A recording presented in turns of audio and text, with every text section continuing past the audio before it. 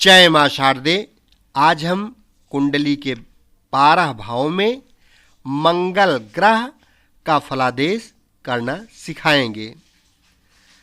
भावगत फलादेश में यदि मंगल कुंडली के लग्न भाव में बैठा हो, यानी जन्म पत्री में कुंडली में आपके मंगल पहले भाव में बैठा हो, तो ऐसा जातक क्रूर स्वभाव वाला होता है, साहसी होता है, मूढ़, अल्पायु, अभिमानी, सूर, छतदेह, सुंदर रूप वाला और चंचल होता है।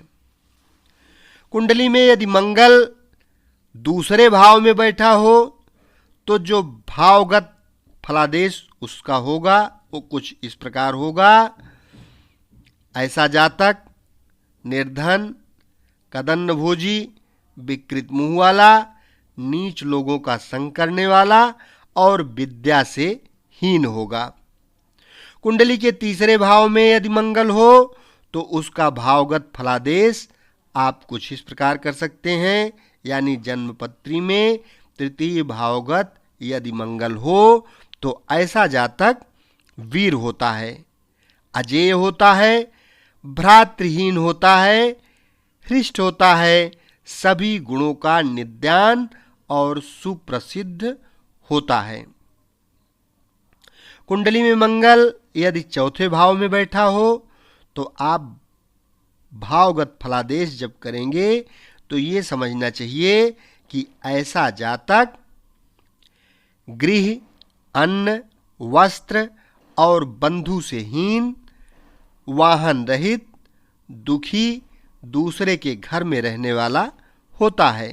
यदि मंगल कुंडली में पांचवें भाव में बैठा हो, तो उसका भावगत फलादेश कुछ इस प्रकार होता है, यानी जन्म कुंडली में पंचम भावगत मंगल हो, तो जातक सुखी होता है, धन और पुत्र से हीन होता है, चंचल बुद्धि वाला होता है, चुगलखोर होता है, दुष्ट, अशांत और नीच प्रवृत्ति का कहना चाहिए।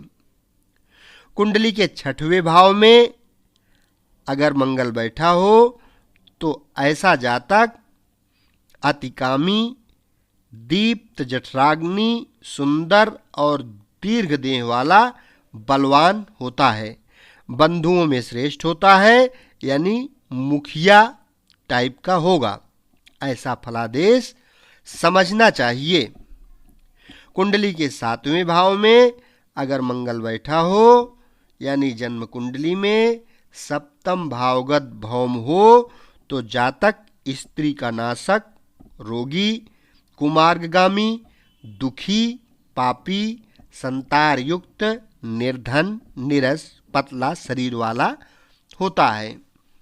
कुंडली में मंगल यदि आठवें भाव में बैठा हो, यानी जन्म कुंडली में अष्टम भाव में मंगल हो, तो रोगी, अल्पायु, कुरूप, निंद कर्म करने वाला और शोक से दुखी जातक होता है। कुंडली के नौवें भाव में यदि मंगल बैठा हो, यानी जन्म कुंडली की नवम भाव में मंगल हो, तो कार्यों में अक्षम, द्वेष्य, हिंसक, धर्महीन, पापी, राजा से सम्मान पाने वाला होता है।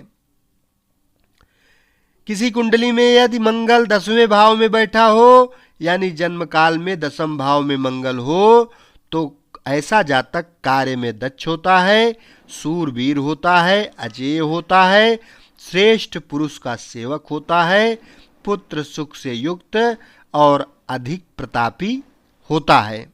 ऐसा फलादेश करना चाहिए। कुंडली के 11वें भाव में यदि मंगल बैठा हो, तो उसका भावगत फलादेश कुछ इस प्रकार करना चाहिए। ऐसा जातक गुणी होगा, सुखी होगा, सूरवीर होगा, धनवान होगा, पुत्रवान होगा और शोक रहित होगा। कुंडली के 12वें भाव में मंगल बैठा हो, तो ऐसा जातक आँख का रोगी होता है, पतित होता है, स्त्रीनाशक, चुगलखोर होता है, क्रूर स्वभाव वाला होता है, लोक में अनादृत और जेल भोगने वाला होता है। इस प्रकार से कुंडली के 12 भावों में मंगल का अलग अलग फलादेश, भावगत फलादेश आप समझ सकते हैं। शेष और कुंडली का पूरा मिलान करके ही फलादेश करना चाहिए, क्योंकि दृष्टि का प्रभाव और ढेर सारी चीज़ें जो विचारने वाली होती हैं इसमें मददगार होती हैं। ये आपको पॉइंट जरूर देगा, उसी पॉइंट के हिसाब से फलादेश किया जाता है।